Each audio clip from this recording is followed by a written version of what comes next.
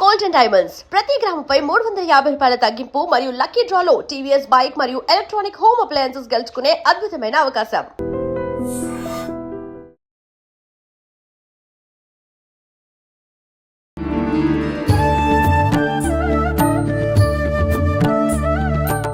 నమస్కారం గురుజీ. నమస్కారం మా విజిత. గురుజీ, చాలా వరకు మనం వినేవాళ్ళం, అంటే క్రిందట పురాణాల్లో అలాంటి విషయాలు మాట్లాడుకున్నప్పుడు వర్షాలు పడకపోతే కూడా యాగాలు యజ్ఞయాగాలు చేసేవారు, దానివల్ల వర్షాలు పడవి అని చెప్పి. అదేవిధంగా మనకి ఇప్పుడు ప్రస్తుతం మనం చూస్తున్నది కూడా వర్షం వచ్చే ముందు ఉరుములు మెరుపులు ఇవన్నీ శబ్దాలు వినిపిస్తూ ఉంటాయి పెద్ద పెద్దగా. అట్లాంటి టైంలో పెద్దవాళ్ళు చెప్తూ ఉండేవారు అర్జున పాల్గొన అను అని చెప్పి. అంటే ఎందుకు అనాలి, అసలు ఏంటి, నిజంగా వర్షాలు యాగాలు ఈ హోమాలు ఇలాంటివి చేయడం వల్ల వర్షాలు పడతాయా? మరి అలాంటప్పుడు కొంతకాలంగా వర్షాలు పడని సందర్భాల్లో ఇవి చేస్తే నిజంగానే వర్షం వస్తుందా? అదేవిధంగా ఈ అర్జున ఫాల్గుణ అనటం ఎందుకు అంటున్నాము, వీటన్నిటి గురించి ఒక వివరణ ఇవ్వండి. ఓం వసుదేవసుతం దేవం కంసచాణూరమర్ధనం దేవకీ పరమానందం కృష్ణం వందే జగద్గురుం అర్జునం వందే జగదేక వీరం. ఇది అర్జునుడు జగదేక వీరుడు నేను తయారు చేసిన శ్లోకం. ఇది సంస్కృతబద్ధంగా. అంటే ఈ అర్జునుడు అంటే ఎవరో మామూలు చిన్నోడు అనుకుంటారు. నరనారాయణుల్లో ఒక మహర్షి, నరుడు, నరమహర్షి.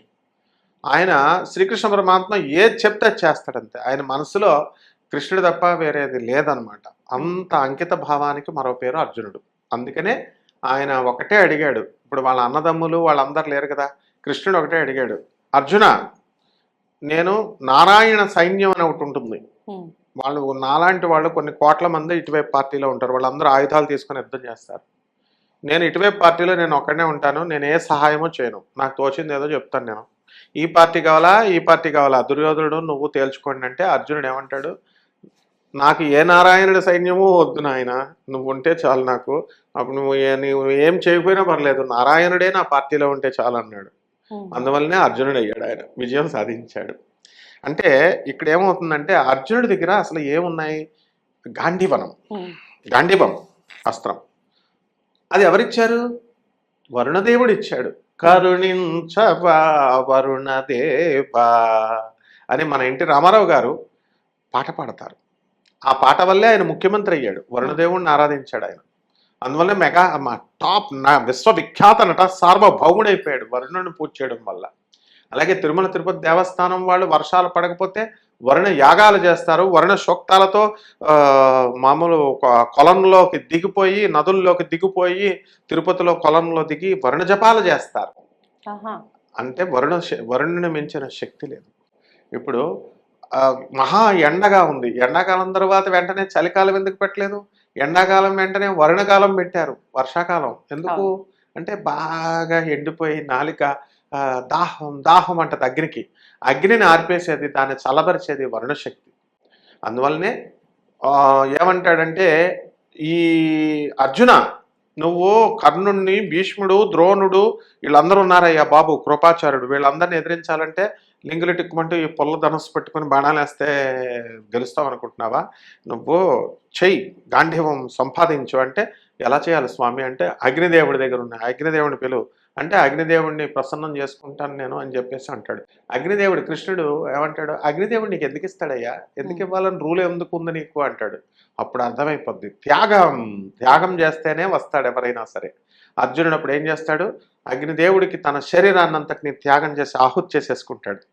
ద్రౌపది, తర్వాత ధర్మరాజు వీళ్ళందరూ భయపడిపోతారు, భీముడు వీళ్ళంతా ఎందుకు ఈ త్యాగం అయినా, మనం ఈ పొల్లధనస్తూనే యుద్ధం చేద్దాం, మనకి ఈ గాండ్యం వద్దని. కానీ అర్జునుడు మొండాడు. అందువలన ఏం చేశాడు, ఆ అగ్నిదేవుడు ఏం చేస్తాడు, వరుణదేవుడిని పిలిచి, ఆయన ఫ్రెండ్ అగ్నిదేవుడు వరుణదేవుడిని పిలిచి ఆయన ఇచ్చినటువంటి గాంధీవాన్ని ఒక దివ్య రథాన్ని ఇస్తాడు. ఆ రథం మీద మన అర్జునుల వారు నిత్య విహారి పైన తిరుగుతూ ఉంటాడు అనమాట. అందుకే ఉరుములు మెరుపులు ఉరుముతూ ఉంటాయి కదా, అప్పుడు అర్జున ఫాల్గుణ కిరీటి అని మనం అంటాం. ఎలాగైతే గానగాపురంలో నృసింహ సరస్వతి స్వాముల వారు దత్తాత్రేయ రెండో అవతారమైనటువంటి ఆయన నిత్య విహారిగా, నిత్య నివాసిగా అక్కడ తిరుగుతూ ఉంటారో గానగాపురంలో, అలాగే భిక్ష రోజు 12 గంటలకు చేస్తూ ఉంటారో మన అర్జునుల వారు కూడా రథం మీద తిరుగుతారు. అందువల్ల మెరుపులు వచ్చిన ప్రతిసారి కూడా అర్జునుల వారు పైన ఆకాశ మార్గాన వెళ్తూ ఉంటారు, ధర్మ రక్షణ చేస్తారు. అంటే శరీరంలో సశరీరంతో ఉన్నప్పుడు మాత్రమే కృష్ణార్జునులు ఉన్నారని అనుకోకూడదు. అది ఒక లీల. అంటే నరనారాయణ మహర్షులు చిరంజీవులు, వాళ్ళు ఎప్పుడు ఉండేవాళ్ళు. అందువలన వాళ్ళిద్దరూ తపస్సు చేస్తుంటే మనకి ఈ ఊర్వశినే పుట్టించినటువంటి వాడు అనమాట నారాయణుడు.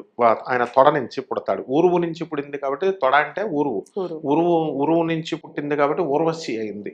కాబట్టి నరనారాయణులు అర్జునులు ఇద్దరు ఉన్నారు. అందువలన ధర్మం కోసం ఎవరైతే కష్టపడుతూ ఉంటారో అటువంటి వాళ్ళకి అర్జునుడు తోడై ఉంటాడు.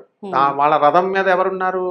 కపి, ఆంజనేయ స్వామి ఉంటాడు. అంటే మనం ఒక్క అర్జునుని వారిని మనం నామం తలుచుకుంటే మనకి ఎంతమంది సపోర్ట్ వచ్చేస్తుంది? ఇటు ఆంజనేయ స్వామి మనవడైపోతాడు, ఇటు కృష్ణుడు మనవడైపోతాడు. అందువలన మనము ఈ వరుణదేవుడిని పూజ చేసుకోవాలి ముఖ్యంగా. ఆ వరుణదేవుడు సుసంపన్నం చేస్తాడు. వర్షాలు లేకపోతే పంటలు పండుతాయా? పండవు కదా. అంటే మొత్తం జీవత్వాన్ని ఇచ్చింది ఎవరు? వరుణదేవుడే. అందుకే మనం ఏం చేస్తామంటే మనం అష్టదిక్పాలక పూజలు చేస్తూ ఉంటాం. సత్యనారాయణ స్వామి వ్రతం చేసినప్పుడు ఈ యొక్క అగ్నిదేవుడు, వరుణదేవుడు, పంచలోక పాలకుల పూజ, అష్టదిక్పాలక పూజ చేయాలి. అందువల్లనే మనము ఈ యొక్క వరుణదేవుణ్ణి ఎవరైతే చరిత్రలో పురాణాల్లో మనము పూజలు చేసినటువంటి వాళ్ళంతా కూడా అపర కుబేరులైపోయారు. పుష్టి తుష్టి ఆయనే. మనము అన్నాన్ని ఇచ్చేది ఆయనే, మంచిగా చక్కగా పుష్టిగా మనం అయ్యే జీవశక్తిని ఇచ్చేది ఆయనే. కాబట్టి వరుణదేవుడికి ఇష్టమైనటువంటి ఈ రోజు ఏ రోజో తెలుసా? గురువారం. అందువలన చక్కగా ఆ గురువారము ఆయన గురుస్వరూపం కాబట్టి వరుణదేవుడిని మనం పూజ చేసినప్పుడు వర్ణ సూక్తాలతో చేయొచ్చు. వర్ణ సూక్తాలతో ఓం వరుణాయ నమః అన్న మామూలు మంత్రంతో చేయొచ్చు. జలాన్ని తీసుకొచ్చి ఇక్కడ గంగే యమునే చైవ గోదావరి సరస్వతి నర్మదే సింధు కావేరి జలేస్మిన్ సన్నిధిం కురు అని చెప్తున్నాం. వరుణుడు అందులో ఉంటాడు. ఇప్పుడు గంగమ్మ తల్లి వరుణ శక్తి అంటే ఏంటంటే జలశక్తిని వరుణశక్తి అంటాము. ఇప్పుడు పంచలోక పాలకులలో మనం ఎలాగైతే పాలిస్తూ ఉన్నారో అష్టదిక్పాలకులు పాలిస్తున్నప్పుడు ఈ శ్రీకృష్ణ పరమాత్మ వెంకటేశ్వర స్వామి వారిగా మారిపోతాడు, శ్రీనివాసుడిగా మారిపోయినప్పుడు పద్మావతిని పెళ్లి చేసేసుకుంటాడు. బాగుంది. మరి లక్ష్మీదేవి ఏమో కరవీరపురంలో ఉంటుంది, భార్గవిగా పుట్టింది, భృగు మహర్షి కుమార్తెగా. మరి ఆమెను కలవడానికి వెళ్తున్నాడు శ్రీనివాసుడు. వెళ్తుంటే ఇంద్రుడు మన శివుడు ఏం చేస్తాడంటే ఈయన్ని కలవకూడదు, అడ్డంకులకు చేయమని చెప్పేసి ఎవరెవరిని పంపిస్తాడు? వరుణదేవుణ్ణి, అగ్నిదేవుణ్ణి, ఆ తర్వాత వాయుదేవుణ్ణి, ముగ్గురిని పంపిస్తాడు. ముగ్గురిని పంపిస్తే ఎట్టి పరిస్థితుల్లో కూడా శ్రీకృష్ణ పరమాత్మ శ్రీనివాసుడు ఏం చేస్తాడు? మీరు చాలా గొప్ప శక్తి మంతులు, మీరు ఈజీగా కనిపెడతారు, కానీ జలమార్గంలో వెళ్ళినప్పుడు కనిపెట్టేస్తాడు ఆయన. కానీ నేను మీకు కనబడను, నేను నా భార్గవి దగ్గరికి నేను వెళుతున్నాను అని చెప్పేసి మీ తత్వాలని నేను అవమానించట్లేదు, కానీ నేను మీకు దొరకను అని చెప్పేసి వెళ్ళి భార్గవి దగ్గరికి వెళ్ళిపోబోతాడు. అంటే వాళ్ళందరిలోకెల్లా ఈజీగా కనిపెట్టేసింది వరుణదేవుడు అనమాట, కృష్ణుడిని. కాబట్టి వరుణ పుష్టి రావాలి అన్నా, తుష్టి రావాలన్నా ఏం అక్కర్లేదు. ఈ పూజకు రూపాయి కూడా ఖర్చు ఉండదు. అంతా ఒక కలశంలో నీళ్లు పెట్టుకొని ఆ కలశంలో కొద్దిగా పసుపు, కుంకుమ, అక్షతలు, పువ్వులు వేసేసి ఎంత చిన్న బెల్లం మొక్కని నైవేద్యం కింద పెట్టి ఓం వరుణాయ నమః అనేటటువంటి సింపుల్ మంత్రం, సూక్తాలు వచ్చినటువంటి వాళ్ళు పంచసూక్తాల్లో వరుణ సూక్తం ఒకటి నేర్చుకొని చక్కగా చేసుకున్నట్లయితే కుబేర్లు అవ్వకపోతే నన్ను అడగండి, ఖచ్చితంగా అవుతారు. చరిత్రలో ఉంది, పురాణాల్లో ఉందమ్మా. గురుజీ, మనం బల్లుల గురించి ఎన్నోసార్లు మాట్లాడుకున్నాము, అంటే బల్లి పైన పడితే ఏంటి అని చెప్పి ఈ రకంగా. కానీ ఈ మధ్యకాలంలో బల్లులు చూస్తుంటే ఎక్కువగా పూజా మందిరంలో దేవుడి పటాల వెనకాల ఉండటం కానివ్వండి, లేదు అని అంటే బండల మీద మనుషులు నడిచినట్టు అవి కూడా తిరుగుతున్నాయి అదే పనిగా. అసలు బల్లి ఇంట్లోకి రావడము అశుభము అని చెప్పి పెద్దవాళ్ళు అంటారు. అసలు ఈ బల్లి మళ్ళీ ఎక్కడో మూలల్లో ఉండకుండా కింద బండల మీద తిరగటం ఇది ఇంకా పెద్ద అశుభమేమో అనిపిస్తుంది. అసలు ఏంటి వాస్తవము? ఎందుకు ఈ బల్లులు నేలపైన తిరుగుతున్నాయి, గోడ మీద ఉండాల్సినవి? వీటన్నిటి గురించి ఒక వివరణ ఇవ్వండి. బల్లి ఇంట్లో ఉంటే అశుభం ఏం కాదు. తర్వాత బల్లి శకునము అంటాం. బల్లి కోతల వల్ల, అవి చేసే శబ్దాల వల్ల శకునం చెప్పుద్ది. మన ఇంటికి చుట్టాలు వస్తే ఎలాగైతే కాకి అశుభం కాదు. కాకి మనకు బంధువులు ఎవరు వస్తున్నారు? శనీశ్వరుడు యొక్క అవతారం. అయితే శనీశ్వరుడికి వాహనం కాబట్టి, శనీశ్వరుడి స్వరూపం కాబట్టి మనం భయపడతాం. బాబోయ్, శని అంటేనే భయం, ఆయన వాహనం ఎందుకురా నాయన అని. అసలు బల్లికి కాకి ఉన్నటువంటి గొప్ప ఇది ప్రపంచంలో ఎవరికీ లేదు. అంటే ఎలా అంటే కాకికి ఒక కన్నే ఉంటుంది, ఈ విషయం అందరికీ తెలియదు, అందుకే అది ఇలా తిరుగుద్ది, ఇటు చూసినప్పుడు ఇలా తిరుగుద్ది. కాకికి రెండు కన్నులు ఉండవు, ఇట్లా చూస్తుంది. అది ఏం చూస్తుందిరా నాయన అంటే మన చనిపోయినటువంటి తాతలను ముత్తాతలను కూడా చూసి వస్తుంది. అది ప్రేతాత్మ, దానికి చావు లేదు. కాకికి చావు లేదు, చిరంజీవి. దాని అంతగా అది చచ్చిపోవాలి తప్ప ఎవ్వరు కూడా ఎంత ఆయుర్దాయం కుక్క 10 సంవత్సరాల తర్వాత చచ్చిపోద్ది, ఇట్లా కాకికి నాట్ అప్లికబుల్. అలాగే బల్లికి కూడా. బల్లి ఏమిటంటే చచ్చిపోదు. బల్లి ఎటర్నల్ రెప్టైల్ అంటారు. రెప్టైల్, అది రెప్టైల్ అంటే నాగ సంబంధమైనటువంటి శక్తులు ఉంటాయి. రెప్టైల్స్ అంటే ఏంటంటే పాము, బల్లి, ఇవన్నీ రెప్టైల్స్ కేటగిరీకి చెందినవి, స్పీసీస్కి చెందినవి. కాబట్టి ఇవన్నీ కూడా దానంతగా అవే చచ్చిపోవాలి తప్ప, ఎట్టి పరిస్థితి ఏ పిల్లో పట్టుకుంటే తినేస్తే అలా చచ్చిపోవాలి తప్ప, దానంతగా అది చచ్చిపోవడం అనేటటువంటిది యాక్సిడెంట్, మనిషి డిజీజ్ వచ్చి చచ్చిపోవడాలు అలాంటివి ఉండవు. నెక్స్ట్, ఈ యొక్క బల్లికి శ్రీమన్నారాయణమూర్తి యొక్క ఆ స్వరూపంగా మనం బల్లిని చెప్పుకుంటాం. ఆదిశేషుడైనటువంటి స్వరూపంతో బలరాముడు పుట్టాడు. ఆ జాతికి చెందింది కాబట్టి ఈ బలరాముడైనా, కృష్ణుడైనా, విష్ణువైనా అంతా ఒకటే స్వరూపం అనమాట, ఆదిశేషుడి స్వరూపం. నెక్స్ట్, బల్లిలు అప్పుడు ఏంటంటే ఈ చీకటిలో ఉండేవి. బల్లి ఏమనుకుంటుందంటే గోడ మీద ఇట్లాగా ఆని ఇట్లా పట్టుకొని నిలబడతాయి కదా, క్రింద మనుషుల్ని చూసి అయ్యో పాపం ఈ మనుషులంతా కూడా ఆ పై గోడ పడిపోతే, ఈ బిల్డింగ్ 3 స్టోర్ 4 స్టోర్స్ కట్టేస్తున్నారు, ఆ పడిపోతే వీళ్ళు చచ్చిపోతారు, నేను బల్లిని నేను ఆపేస్తున్నాను, నేను సేవ్ చేస్తున్నాను వీళ్ళని అని అనుకుంటుంది. అందువల్లనే అది మనల్ని చూస్తూ ఉంటుంది మధ్య మధ్యలో. తర్వాత ఇప్పుడు మనము నువ్వు కొన్ని వేల మంది పండితులని ఇంటర్వ్యూలు చేసావు, వాళ్ళందరినీ ఒక్కటి చూస్తే ధర్మసేవ, ధర్మానికి చేస్తున్నాం, సనాతన ధర్మం ఇలా చెప్తూ ఉంటారు. వాళ్ళ డ్యూటీ వాళ్ళు చేస్తున్నారు. ఆ లోకాలని ఇప్పుడు ఏదో ఉద్ధరించేస్తున్నట్టు మనం మాత్రమే స్వామి వివేకానంద లెవెల్లో ఉద్ధరించేస్తున్నట్టు ఎలాగైతే ఇంక్లూడింగ్ నాతో సహా ఎలాగైతే బిల్డప్లు ఇస్తూ ఉంటామో, బల్లి కూడా అలాగే బిల్డప్ ఇస్తుంది. బిల్డప్ అంటేనే బల్లి అనమాట, ఏం పర్వాలేదు. అవి ఏమవుతున్నాయంటే ఇప్పుడు కలిధర్మం మారుతోంది. ఇప్పుడు మనుషులు ఎక్కడ ఉండేవారమ్మా? అడవుల్లో ఉండేవారు, చెట్లు నరికిపడేశారు, ఆక్సిజన్ లేదు, ఇల్లులు కట్టేసుకున్నారు. మరి ఎన్ని చెట్లు నరికేశారో అన్ని చెట్లు వేయాల్సిన బాధ్యత ఉందా లేదా? ఎవరైనా వేస్తున్నారా? వేసుంటే మనకి ఈ యొక్క వేడి ఇదంతా ఉండదు కదా. ఆ ఆక్సిజన్ తక్కువైపోయి ఆ వేడి ఇదైపోయి మరి అక్కడ ఉండాల్సినటువంటి పుట్టలో ఉన్న పాములు, ఆ స్థలంలో ఉన్న పాములు పుట్టల్ని తవ్వేసి ఇల్లు కట్టేస్తున్నారు. మరి ఇవి ఆ జాతికి ఎవరైతే నాగదోషాలకు ప్రతీకలు అనమాట బల్లులు. అంటే మీరు తవ్వేశారు నాయన, మా వంశం ఎక్కడుంటాం రా నాయన అని చెప్పేసి వస్తాయి. కాబట్టి రెప్టైల్ అన్నారు అందుకే దాన్ని. కాబట్టి ఇవి ఏం చేస్తాయంటే బల్లి మనకి శకునాల్ని ఇస్తూ, అవి మనం పట్టించుకోం. గోడ మీద ఉంటే పైకి చూడం కదా మనం, ఎంతసేపు కిందకే చూస్తాం మనం. కరెంటు బిల్లు కట్టాలా, పాలు బిల్లు కట్టాలా, ఈరోజు డబ్బులు ఎలా వస్తాయి, ఈ భౌతిక లోకం ఇదంతా. రాహు అనమాట, కింద చూస్తాం. అది ఎవరు? కేతువు. అయ్య బాబాయ్ టైం అయిపోతుంది, ఇంకా చచ్చిపోతే మనం ఆయుర్దాయం అయిపోయింది, మళ్ళీ కొత్త జన్మ రావాలా, జగద్గురువైన ఆదిశంకరాచార్యులు వారు వద్దన్నారు, జన్మ వద్దన్నారు, మోక్షం రావాలా, ఎలాగా అని పైకి కేతు ఆలోచిస్తాడు. మనం పైకి చూడం. అందుకని బల్లులు మనకు మేలు చేయాలని అవి కిందకు వచ్చేస్తున్నాయి, బళ్ళ మీద నడుస్తున్నాయి అన్నమాట. మరి నాయన మీరు ఈ లోకంలో ఉండకూడదురా నాయన, మీరు వచ్చిన జన్మ వేరు, నన్ను చూడండి, గుర్తు తెచ్చుకోండి, ఊర్ధ్వలోకం గురించి ఆలోచించండి అని మనకు గుర్తు చేయడం కోసం బల్లులు నేల మీద నడుస్తున్నాయి. నెక్స్ట్, రెండవది, అంటే అది అశుభం ఏం కాదు, కింద తిరగటం ఎట్టి పరిస్థితులు అశుభం కాదు, మనకు మేలు చేస్తాయి. ఇప్పుడు అట్లా బల్లి కనిపించినప్పుడు చాలా మంది చంపేస్తారు దాన్ని, అది దోషమా గురువుగారు? దోషమే. ఈ ప్రపంచంలో ప్రతి శవం, మా గురువుగారు చెప్పేవారు, భారతీయ తీర్థస్వాముల వారు, జగద్గురువులు ఆయన చెప్పింది, ఏ శవము ఈ సృష్టిలో ఎవ్వరు కూడా ఏది వ్యర్థం అనేది లేదట. ఒక్క మనిషే వ్యర్థుడు.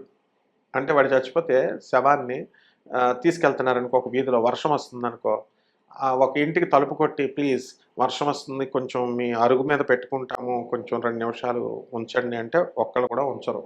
అదే పాత చెప్పులు, నా చెప్పులు తడిచిపోతున్నాయండి అక్కడ పెట్టుకుంటానండి, పెట్టుకోమంటారు. అంటే పాత చెప్పులకు ఉన్న వాల్యూ కూడా శవానికి ఉండదంట. మా గురువుగారు, ఇంకో గురువుగారు, పురాణ పండిత రాధాకృష్ణమూర్తి గారు కూడా ఇదే చెప్తూ ఉండేవారు.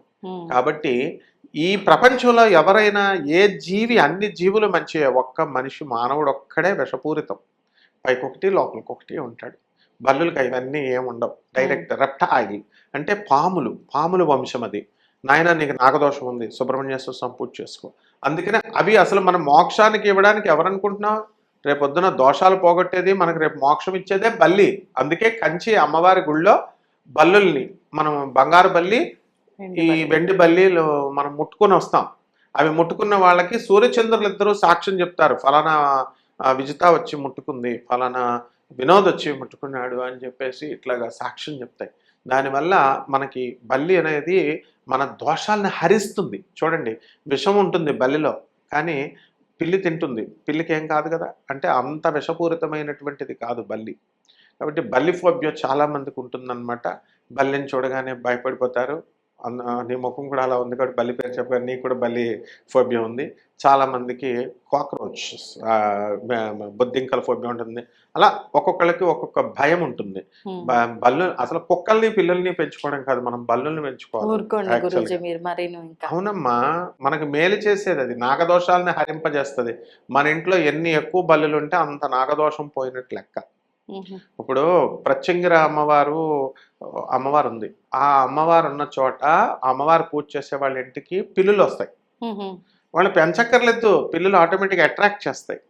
అలాగే కాలభైరవుడు ఇలాంటి పూజలు చేసినప్పుడు, శివుడు ఆరాధన చేసినప్పుడు కుక్క పిల్లలు వస్తాయి, భైరవుడు వస్తాడు.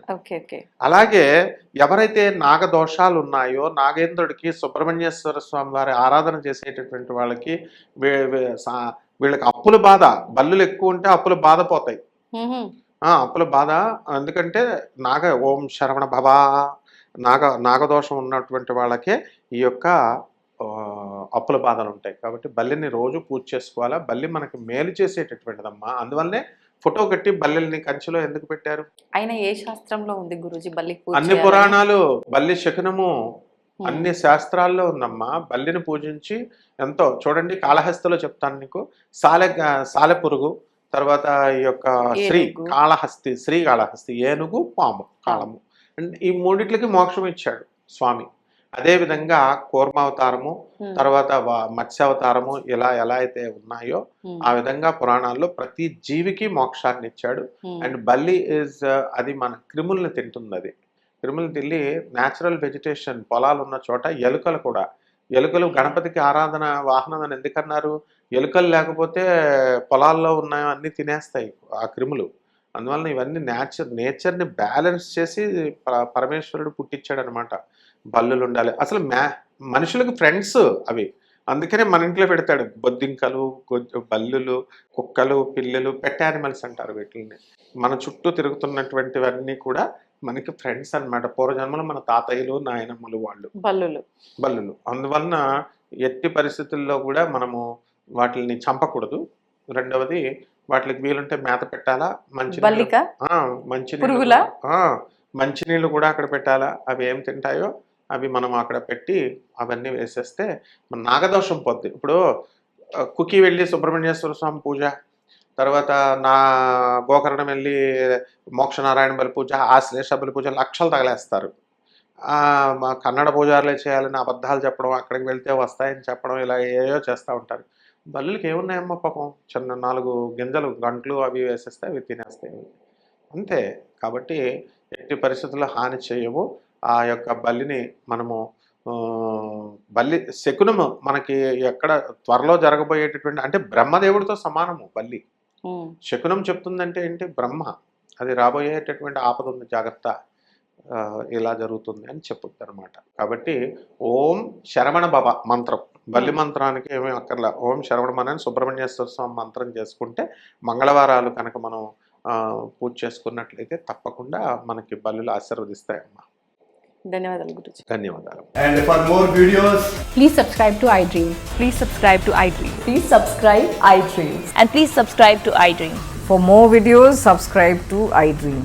please like, share and subscribe to the channel. Congratulations, iDream. Subscribe to iDream. Subscribe to iDream. So subscribe to iDream Media. iDream team andarki huge congratulations. Please subscribe iDream Media. Please subscribe to iDream. Subscribe iDream. Please subscribe to iDream. iDream అంటే నా కళల ఛానల్ను subscribe చేసుకున్న నోరు తిరుగుతలేదు, మీరైతే గంట గుర్తు కొట్టండి. For more such videos, please subscribe to iDream.